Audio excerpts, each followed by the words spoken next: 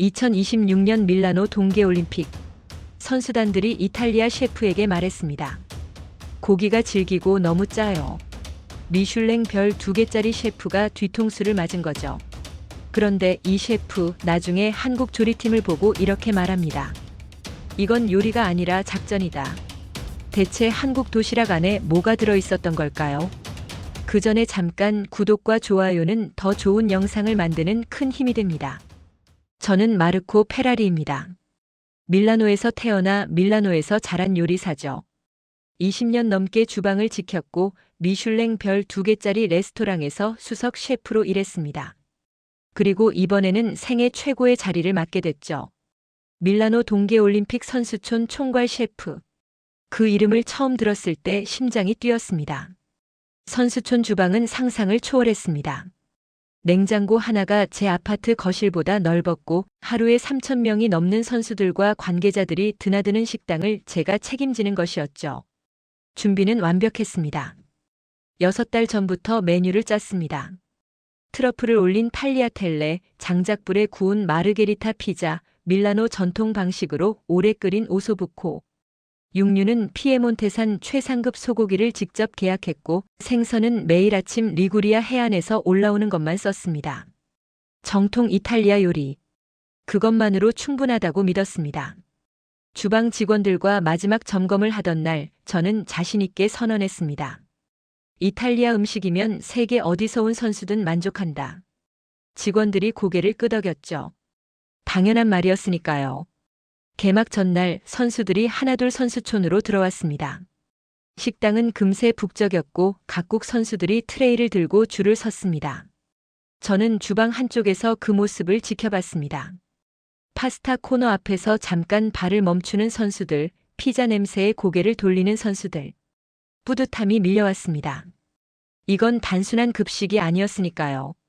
이탈리아가 세계 무대에 내놓는 요리였습니다. 그런데 며칠이 지나면서 이상한 장면이 눈에 들어왔습니다. 한쪽 구석 테이블에서 한국 선수들이 보온 용기를 꺼내는 거였습니다. 식당 음식 대신 직접 가져온 무언가를 꺼내 먹고 있었죠. 처음에는 그냥 넘겼습니다. 낯선 곳에서 입맛이 안 맞을 수도 있다고 생각했으니까요.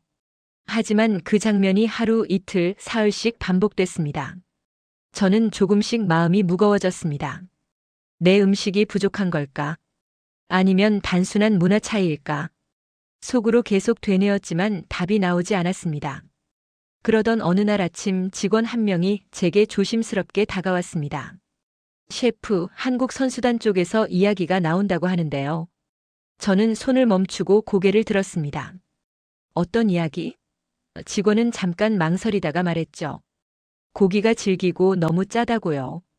순간 주방이 조용해진 것 같았습니다. 제 귀를 의심했습니다. 이탈리아 음식이 부족하다고. 지금 그 말을 하는 거냐고. 처음에는 솔직히 화가 났습니다. 피에몬테산 소고기를 질기다고요. 리구리아 해안에서 매일 아침 올라오는 생선이 짜다고요. 20년 경력의 셰프로서 자존심이 건드려진 느낌이었죠. 주방 안을 서성이며 계속 생각했습니다. 맛은 분명히 좋다. 다른 나라 선수들은 아무 말 없지 않나. 그런데 가만히 앉아서 생각하니 뭔가 이상했습니다. 한국 선수단이 불평하는 사람들이 아니라는 건 이미 분위기로 알 수 있었습니다. 조용하고 규칙적이고 훈련에 집중하는 팀이었죠. 그런 팀에서 공식적으로 식단 문제를 제기했다는 건 단순한 입맛 타령이 아닐 수 있다는 생각이 들었습니다.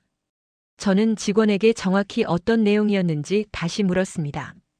직원은 메모지를 꺼내 읽어줬습니다. 고기가 질겨서 소화 부담이 크다. 소스가 전반적으로 짜서 부종이 온다. 탄수화물 비율이 너무 높아 체중 조절이 어렵다. 저는 그 세 문장을 듣고 잠깐 멍했습니다. 소화 부담, 부종, 체중 조절, 맛이 없다는 말이 하나도 없었습니다. 제가 받아들였던 건 요리 비평이었는데 실제로 들어온 말은 전혀 다른 언어였던 거죠. 이탈리아 요리에서 고기를 천천히 오래 익히는 건 풍미를 위해서입니다. 소스를 진하게 만드는 것도 마찬가지죠. 파스타 양을 넉넉하게 내는 것도 당연한 일이고요. 그게 우리가 수백 년 동안 다듬어온 방식이었습니다. 그런데 지금 그 방식이 선수들의 몸에 부담을 준다는 겁니까? 저는 그날 저녁 식당 한켠에 앉아서 선수들을 유심히 지켜봤습니다. 한국 선수들이 트레이를 들고 제 식당 카운터 앞에 섰다가 잠깐 메뉴를 보더니 샐러드 코너로 발길을 돌리는 모습이 보였습니다. 파스타는 조금만 담고 고기는 건드리지 않고 채소 위주로만 골라 먹더군요. 그러고는 자리에 앉아본 용기를 꺼냈습니다. 저도 모르게 자리에서 일어나 그쪽으로 걸어갔습니다. 멀리서 슬쩍 보니 용기 뚜껑을 열자 하얀 김이 피어올랐습니다. 그 냄새가 여기까지 희미하게 흘러왔죠. 구수하고 따뜻한 냄새였습니다. 익숙한 듯 낯선 냄새. 저는 그 자리에 잠시 서 있었습니다. 저분들은 왜 저걸 직접 들고 다니는 걸까? 식당 음식이 싫어서일까 아니면 저 음식이 꼭 필요해서일까? 그 차이가 어느 순간부터 머릿속에서 떠나질 않았습니다. 맛과 경기력은 다른 이야기일 수 있다는 생각. 그게 처음으로 제 안에서 싹 텄습니다. 선수에게 식사는 즐거움이 아니라 준비일 수도 있겠다는 생각. 저는 그 밤 주방으로 돌아가지 않고 한참을 그 자리에 서 있었습니다. 다음 날 아침이었습니다. 저는 평소보다 일찍 주방에 나왔습니다. 식재료 납품 확인이 있었거든요.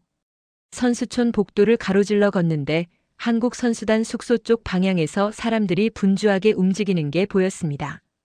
조리복을 입은 사람들이었죠. 카트에 보온 용기들을 가득 실어 복도를 지나가고 있었습니다. 저는 자연스럽게 발걸음을 늦췄습니다. 용기마다 작은 스티커가 붙어 있었는데 뭔가 빼곡히 적혀 있었습니다. 한국 글자라 읽을 수는 없었지만 하나하나 다 다른 내용이라는 건 느낌으로 알 수 있었죠. 어떤 용기는 크고 어떤 건 작고 색 스티커도 제각각이었습니다. 그때 카트 하나가 잠깐 멈췄습니다. 용기 하나가 기울어졌는지 직원이 뚜껑을 다시 눌러 맞추느라 잠깐 멈춰 선 거였죠. 그 순간 뚜껑이 살짝 열렸습니다. 하얀 김이 복도로 피어올랐습니다. 저는 그 자리에 굳어버렸습니다. 김치찌개인지 된장찌개인지는 몰랐습니다. 하지만 따뜻한 국물 냄새가 났고 그 안에 무언가 정갈하게 담겨 있다는 걸 알 수 있었죠. 직원이 뚜껑을 다시 닫고 카트를 밀고 가버렸지만 저는 한동안 그 자리를 떠나지 못했습니다. 오후에 기회가 생겼습니다. 한국 조리팀이 잠깐 선수촌 공용 공간을 사용하게 됐고 저는 핑계를 만들어 그쪽으로 걸어갔습니다. 멀리서 보이는 테이블 위에는 용기들이 줄지어 놓여 있었고 영양사로 보이는 여성이 뭔가를 꼼꼼히 확인하고 있었습니다. 제가 가까이 다가가자 테이블 위 도시락들이 눈에 들어왔습니다.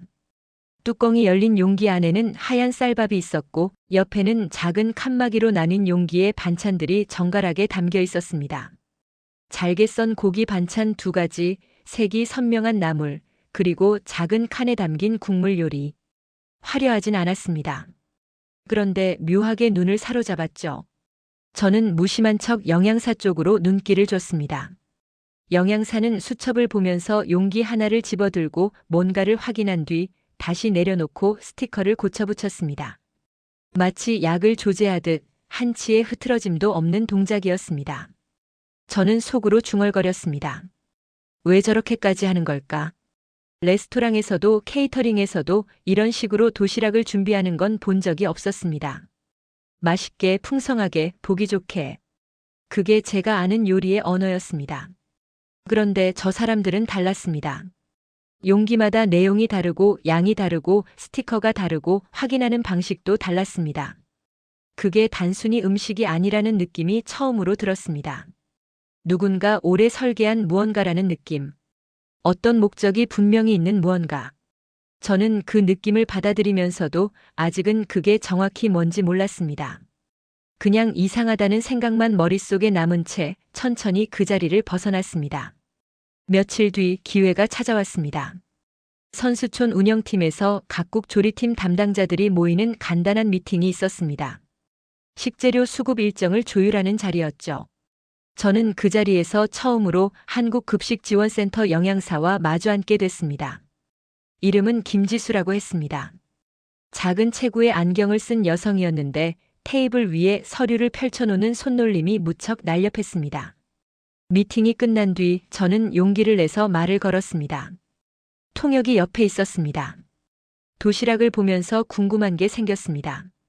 용기마다 내용이 다 다르던데 어떤 기준으로 나누는 건가요?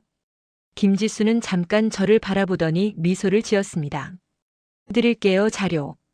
영어가 짧았지만 의사는 분명했죠. 그 자리에서 수첩을 꺼내 뭔가를 쓰기 시작했습니다. 통역이 받아서 설명을 이어갔습니다. 종목마다 선수 몸에 필요한 단백질 양이 다릅니다. 쇼트트랙 선수와 봅슬레이 선수는 근육 구성 자체가 다르거든요. 체중 킬로그램당 필요한 단백질 그램 수를 종목별로 계산해서 거기에 맞게 고기 양과 종류를 조정합니다. 저는 고개를 끄덕이면서도 사실 반쯤은 멍한 상태였습니다. 고기의 양을 선수 체중과 종목에 맞춰 몇 끼 다르게 담는다는 말이었으니까요. 김지수가 수첩을 펼쳐 숫자들을 보여줬습니다. 빼곡한 표였습니다. 종목명, 체중, 단백질 목표량, 탄수화물 비율, 나트륨 허용치. 저는 그 표를 보면서 조용히 입술을 깨물었습니다. 제가 메뉴를 짤 때는 이런 숫자가 없었습니다. 재료의 질, 조리 방식, 플레이팅. 그게 전부였죠. 염도는요? 제가 물었습니다. 우리 음식이 짜다는 지적이 마음에 걸렸으니까요. 김지수는 바로 답했습니다. 경기 중 선수들은 땀을 많이 흘리지만 회복기에는 나트륨 과잉이 부종을 만듭니다. 부종은 무게를 올리고 움직임을 느리게 하죠. 그래서 저희 식단은 나트륨을 기준치 이하로 맞춥니다. 그 말이 머릿속에서 천천히 펼쳐졌습니다. 소스를 진하게 만드는 건 이탈리아 요리의 기본입니다. 풍미를 살리는 가장 빠른 방법이죠. 그런데 그 진한 소스가 선수 몸에 나트륨을 쌓고 부종을 만들고 결국 경기력을 떨어뜨릴 수 있다는 거였습니다. 회복 속도도 계산합니까? 저도 모르게 목소리가 작아졌습니다. 김지수는 고개를 한번 끄덕였습니다. 경기 다음 날 식단은 따로 구성합니다. 소화 부담이 적고 흡수가 빠른 재료로만 씁니다. 저는 잠시 말을 잃었습니다. 경기 다음 날 식단이 따로 있다는 것. 그러니까 저 도시락들은 단순히 배를 채우는 음식이 아니었습니다. 경기 일정과 훈련 강도를 반영한 날마다 다른 설계였던 거죠. 저는 20년 동안 요리를 했습니다. 맛있는 음식을 만드는 일에 자부심이 있었습니다. 그런데 그날 처음으로 깨달았습니다. 저는 지금껏 맛을 만들어 왔고 저 사람들은 경기력을 만들고 있었다는 것을. 김지수와 나눈 대화가 머릿속을 떠나지 않았습니다. 며칠 동안 주방 일을 하면서도 자꾸 그 숫자들이 눈앞에 아른거렸습니다. 종목별 단백질 계산표, 나트륨 허용치, 회복기 식단.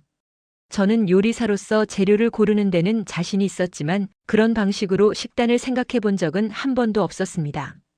그러던 어느 날 선수촌 운영팀 직원이 지나가는 말로 이야기를 꺼냈습니다. 한국 조리팀이 이번 올림픽 준비를 위해 식재료를 한국에서 직접 공수해 왔다는 거였습니다. 저는 별 생각 없이 들었다가 문득 한 가지가 걸렸습니다. 밀라노까지 거리가 얼마나 되죠? 직원이 대답했습니다. 서울에서요? 비행기로 12시간은 넘죠. 경유하면 더 걸리고요. 저는 잠깐 멈칫했습니다. 12시간. 냉장이 필요한 식재료를 그 거리에서 가져온다는 건 단순한 일이 아니었습니다. 궁금함을 참지 못하고 다음 날 김지수를 다시 찾아갔습니다. 이번에는 제가 먼저 부탁했습니다. 준비 과정을 조금 더 들을 수 있겠습니까? 김지수는 흔쾌히 자리를 내줬습니다. 이야기는 생각보다 훨씬 깊었습니다. 한국급식지원센터는 올림픽 개막 몇 달 전부터 이탈리아 현지 통관 규정을 분석했다고 했습니다. 한국 식재료 중 상당수가 유럽 검역 기준에 걸릴 수 있었거든요. 특히 젓갈이 문제였습니다. 발효 해산물은 유럽 통관에서 까다롭게 걸리는 품목 중 하나였죠. 팀은 수개월에 걸쳐 서류를 준비하고 일부 품목은 아예 포기하거나 대체 재료를 찾아야 했습니다. 젓갈 없이 김치 담그기가 쉽지 않지 않습니까? 제가 물었습니다. 김지수가 작게 웃었습니다. 쉽지 않죠. 그래서 비건 김치를 개발했습니다. 젓갈 대신 다시마와 버섯으로 감칠맛을 냈어요. 저는 그 말에 잠시 아무 말도 못했습니다. 김치 하나를 포기하지 않기 위해 레시피 자체를 새로 만들었다는 거였으니까요. 대파 이야기도 나왔습니다. 한국 요리에서 대파는 빠질 수 없는 재료인데 현지에서 구하는 대파는 한국산과 향과 식감이 달랐다고 했습니다. 고민 끝에 이탈리아에서 구할 수 있는 리크를 쓰되 한국 조리법에 맞게 손질하는 방식을 따로 개발했습니다. 작은 차이처럼 보이지만 매일 수십 명분의 식단에 들어가는 재료였으니 그 차이가 쌓이면 맛이 완전히 달라질 수 있었죠. 수송도 문제였습니다. 냉장 재료는 항공 화물로 운반되는데 온도 유지 문제로 출발부터 도착까지 관리가 필요했습니다. 현지 창고 확보, 통관 일정 조율, 예비 물량 확보. 이 모든 과정이 주방 바깥에서 이미 수개월 전부터 진행되고 있었던 겁니다. 저는 듣는 내내 조용히 있었습니다. 사실 할 말이 없었습니다. 저는 최상급 재료를 골랐고 최선의 방식으로 요리했습니다. 그게 제 전쟁의 전부였습니다. 그런데 저 팀은 재료가 주방에 오기 훨씬 전부터 수천 킬로미터 바깥에서 이미 싸우고 있었던 거죠. 이건 요리가 아니었습니다. 작전이었습니다. 그날 이후로 저는 습관이 하나 생겼습니다. 점심시간이 되면 주방에서 나와 식당 한쪽 구석에 서서 한국 선수들을 지켜보는 것이었습니다. 처음에는 그냥 궁금해서였습니다. 그런데 보면 볼수록 더 많은 것들이 눈에 들어왔습니다. 어느 날이었습니다. 도시락 카트가 들어오자 선수들이 하나둘 모여들었습니다. 조리팀 직원이 스티커를 확인하며 한 명 한 명에게 용기를 건넸습니다. 그 장면이 묘했습니다. 식당 뷔페처럼 알아서 가져가는 게 아니라 이름을 확인하고 지정된 도시락을 받는 방식이었으니까요. 마치 처방전을 받는 것 같았습니다. 저는 자리를 조금 옮겨 더 잘 보이는 곳으로 갔습니다. 한 여자 선수가 도시락을 받아 자리에 앉았습니다. 작은 체구에 머리를 단정하게 묶은 선수였는데 나중에 피겨 선수라는 걸 알게 됐습니다. 용기를 열자 쌀밥이 조금, 나물 반찬 몇 가지, 그리고 얇게 저민 고기가 담겨 있었습니다. 양이 무척 적었습니다. 제 눈에는 성인 한 명이 먹기에 턱없이 부족해 보였죠. 조금 떨어진 테이블에는 덩치가 큰 남자 선수들이 앉아 있었습니다. 봅슬레이 선수들이었습니다. 이쪽 도시락은 확연히 달랐습니다. 밥 양이 2배는 됐고 고기 반찬도 두툼했습니다. 용기 크기 자체가 달랐죠. 한 선수는 용기를 열자마자 오늘 삼겹살이다라고 외쳤는데 통역 없이도 기분이 좋다는 게 느껴질 만큼 표정이 환했습니다. 저는 그 두 장면을 번갈아 보면서 속으로 물었습니다. 왜 저렇게 다른 걸까? 같은 팀인데, 같은 식사 시간인데. 참다 못해 옆에 있던 한국 조리팀 직원에게 통역을 부탁해 물어봤습니다. 같은 팀인데 도시락 양이 왜 이렇게 다릅니까? 직원은 당연하다는 듯 대답했습니다. 종목마다 몸이 다르니까요. 피겨 선수는 체중이 경기력에 직접 영향을 줍니다. 점프 높이, 착지 충격, 회전 속도 전부 체중이랑 연결돼 있어요. 봅슬레이는 반대죠. 무게가 있어야 썰매가 더 빠르게 내려갑니다. 저는 잠시 말이 나오지 않았습니다. 같은 올림픽, 같은 선수촌, 같은 식사 시간. 그런데 몸의 목적이 완전히 달랐던 겁니다.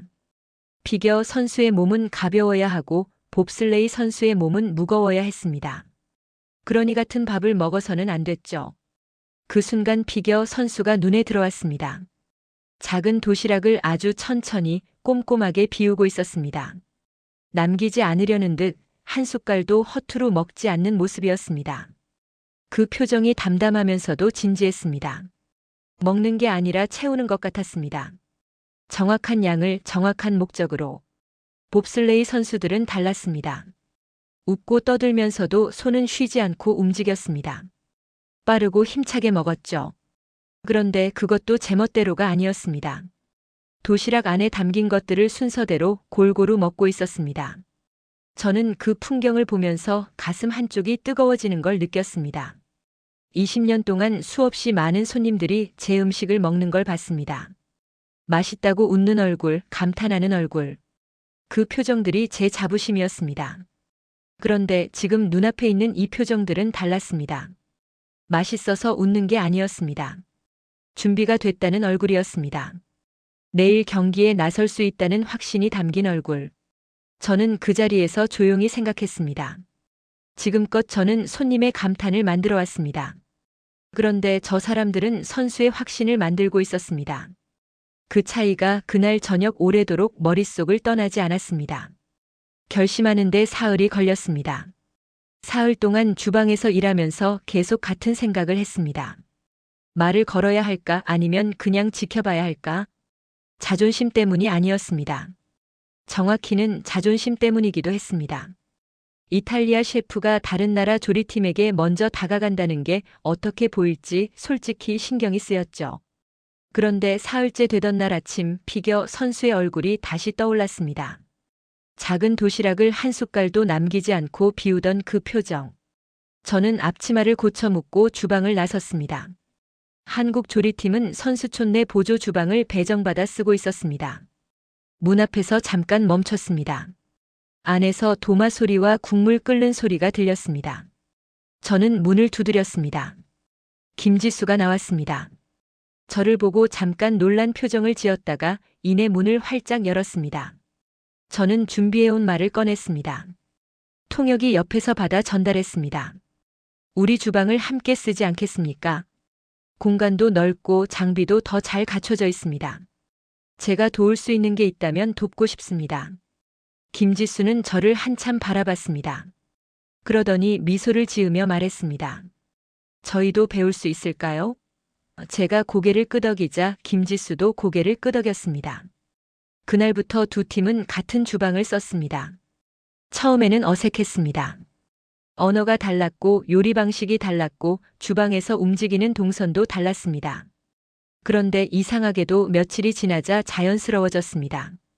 요리하는 사람들끼리는 말이 없어도 통하는 게 있었습니다. 저는 그 안에서 많은 것을 봤습니다. 한국 조리팀이 고기를 다루는 방식이 제 눈에 들어왔습니다. 저는 고기를 높은 온도에서 빠르게 구워 겉면에 마이야르 반응을 만드는 걸 중요하게 여겼습니다. 그런데 한국 팀은 달랐습니다. 고기를 낮은 온도에서 천천히 오래 익혔습니다. 저는 참지 못하고 물었습니다. 왜 저렇게 오래 익힙니까? 조리팀 직원이 답했습니다. 결합 조직이 부드럽게 풀려야 소화가 쉬워집니다. 선수들이 소화에 에너지를 덜 쓸수록 회복에 쓸 에너지가 늘어나거든요. 저는 그 말을 듣고 잠시 멍하게 서 있었습니다. 고기를 부드럽게 익히는 건 저도 압니다. 그런데 그 이유가 소화 효율이라는 건 한 번도 생각해 본 적이 없었습니다. 저는 늘 식감과 풍미를 위해 고기 익힘 정도를 결정했으니까요. 염도 조절도 직접 배웠습니다. 김지수가 국물 요리를 끓이면서 여러 번 간을 봤는데 제가 느끼기엔 너무 싱거웠습니다. 이 정도면 맛이 안 나지 않습니까? 김지수는 웃으며 국물 한 숟갈을 제게 내밀었습니다. 저는 마셔보고 놀랐습니다. 싱겁지 않았습니다. 오히려 깊은 맛이 났습니다. 소금으로 낸 짠맛이 아니라 재료 자체에서 우러난 맛이었습니다. 다시마와 멸치로 기본 국물을 진하게 뽑으면 소금이 많이 필요 없습니다. 김지수의 말이 귀에 꽂혔습니다. 그리고 어느 날 저녁 한 가지 장면이 저를 오래 붙잡았습니다. 훈련을 마친 선수 몇 명이 보조 주방 쪽으로 왔습니다. 조리팀 직원이 갓 지은 밥을 작은 그릇에 담아 건넸습니다. 선수들은 그걸 받아들고 아무 말 없이 한동안 그냥 앉아 있었습니다. 먹지도 않고 그냥 따뜻한 그릇을 두 손으로 감싸쥐고서 피곤한 얼굴이 조금씩 풀리는 게 보였습니다. 저는 옆에 있던 통역에게 조용히 물었습니다. 밥을 먹는 게 저렇게 중요합니까? 통역이 잠깐 생각하더니 말했습니다. 한국 사람들한테 밥은 그냥 탄수화물이 아닙니다. 집 같은 느낌이라고 해야 할까요? 낯선 곳에서 몸이 힘들 때 밥 한 그릇이 마음을 잡아주는 거죠. 밥심. 통역이 그 단어를 설명해 줬습니다. 밥이 주는 힘. 영양학적인 힘이 아니라 심리적인 힘. 저는 그 단어를 천천히 되뇌었습니다. 이탈리아에도 비슷한 게 있습니다. 할머니가 끓여준 미네스트로네 한 그릇이 주는 온기. 그게 밥심과 다르지 않다는 걸 그 순간 알았습니다. 주방을 나서는 길에 뒤를 한번 돌아봤습니다. 두 나라의 조리팀이 같은 불 앞에서 각자의 냄비를 적고 있었습니다. 달랐지만 닮아 있었습니다. 저는 그 풍경을 한동안 바라보다가 천천히 걸음을 옮겼습니다. 올림픽 폐막을 사흘 앞둔 날이었습니다. 선수촌 안 분위기는 묘했습니다. 긴장이 풀리는 팀이 있는가 하면 마지막 경기를 앞두고 더 날이 선 팀도 있었습니다. 주방은 여전히 바빴고 저는 여느 때처럼 이른 아침부터 나와 있었습니다. 그날 한국팀 마지막 도시락 준비가 있었습니다. 폐막 직전 경기에 나서는 선수들을 위한 식단이었죠. 김지수와 조리팀은 전날 밤부터 준비를 시작했다고 했습니다. 저는 주방에 들어서자마자 그 분위기를 느꼈습니다. 평소보다 조용했습니다. 각자 맡은 자리에서 말없이 움직이고 있었는데 집중력이 공기처럼 주방을 가득 채우고 있었습니다. 저는 방해가 될까봐 한쪽에 조용히 서 있었습니다. 김지수가 국물 온도를 확인하고 조리팀 직원이 밥 상태를 체크하고 또 다른 직원이 반찬 용기에 스티커를 붙이는 과정이 물 흐르듯 이어졌습니다. 군더더기가 없었습니다. 수십 번 해온 동작들이었으니까요. 도시락이 완성되고 카트에 실릴 때 저는 김지수에게 다가갔습니다. 통역이 옆에 있었습니다. 딱히 할 말을 준비하지는 않았습니다. 그냥 무언가 말을 해야 할 것 같았습니다. 오늘 마지막이군요. 김지수가 고개를 끄덕였습니다.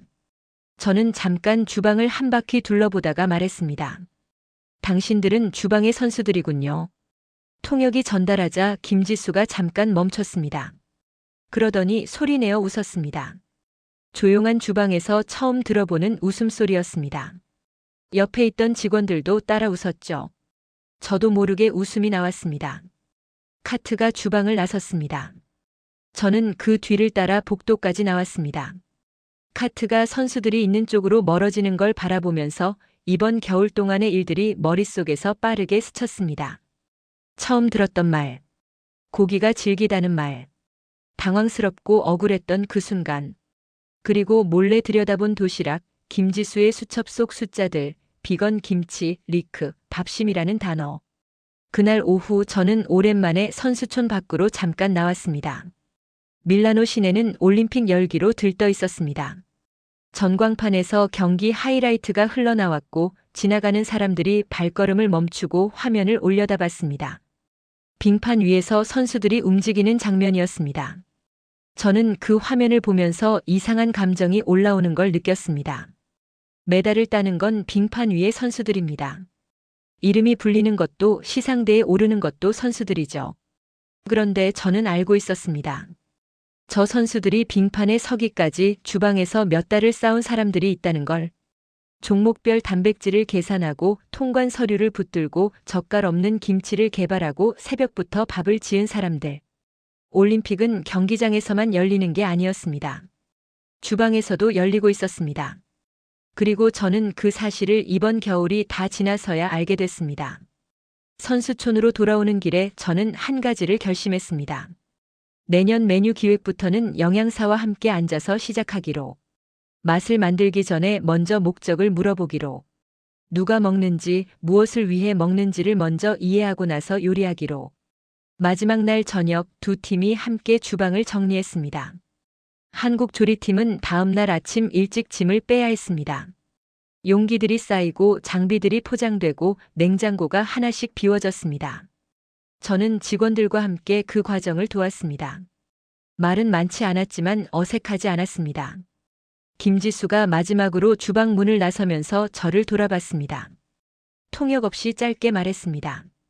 이탈리아어가 아니었고 영어도 아니었지만 무슨 말인지는 알 것 같았습니다. 저도 고개를 한번 끄덕였습니다. 주방에 혼자 남았습니다. 불을 다 끄고 마지막으로 주방을 한 바퀴 돌았습니다. 넓고 조용한 공간이었습니다. 올림픽 내내 이 공간에서 얼마나 많은 끼니가 만들어졌는지, 그 끼니들이 얼마나 많은 몸을 움직이게 했는지. 저는 그걸 생각하면서 불을 껐습니다. 밀라노의 한 셰프는 그해 겨울 요리의 의미를 다시 배우게 됐습니다. 맛있는 음식을 만드는 것. 그게 요리의 전부라고 생각했습니다. 그런데 아니었습니다. 누군가의 내일을 준비하는 것. 그것도 요리였습니다. 어쩌면 그게 요리의 가장 오래된 의미였는지도 모르겠습니다. 밀라노의 한 셰프는 20년 동안 요리를 했습니다. 그런데 그해 겨울 처음으로 깨달았죠. 자신은 맛을 만들어 왔고 한국 조리팀은 경기력을 만들고 있었다는 것을. 빙판 위에서 메달을 따는 건 선수들이지만 그 선수들의 몸을 설계한 건 주방 안에 또 다른 선수들이었습니다. 올림픽은 경기장에서만 열리는 게 아니었습니다. 오늘 영상이 재미있으셨다면 좋아요와 구독으로 응원해주세요. 더 좋은 이야기로 다시 찾아오겠습니다.